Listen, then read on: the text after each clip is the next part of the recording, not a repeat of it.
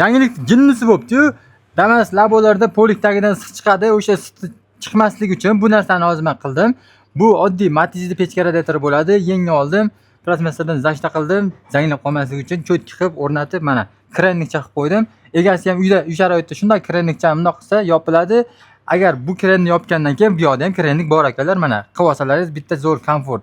Bu kranni ochsalaringiz agar ichkarigi qishda pechkaga issiq bo'ladi, yopib qo'yib turib, yozga bu yoqqa qilasizlar. Bu kranda bu yoqda aylanaveradi. Xullas, oyoqdagi qizib ketmaydi. Agar bu kranni bu yoqqa ochib qo'ysalaringiz, bunga hozir boshqacha yana bitta narsalar qilganmiz. Bu tomoniga ham agar o'rnatamiz, parrakli ventilyatorlar yasayapmiz. Bu o'zini orqa pechkasi bo'ladi, ichida parragi bo'ladi. Bu yoqqa trubkalar bo'ladi. Mana shunaqa joyga qotirsalaringiz, issiq havoni yoqqa chiqarib beradi. Damaslarda yuk ortgandan keyin qiziydi, o'shanga juda katta yordam beradi bu. Agar shuni qildirmoqchi bo'lsalaringiz, Profmaster kelsalaringiz qilib beramiz. Bunga konditsioner qo'yilgan, konditsionerga ham pechkani sirkulyatsiyasi juda katta yordam beradi. Xullas, salon ichida turgan radiator bilan tashqarida turgan radiatorda ancha farqi bo'ladi. Buni texnikani tushungan odamlar biladi. Pastda nomer qoldiramiz, like chang bosib, kelasizda cho'tki qilib beramiz.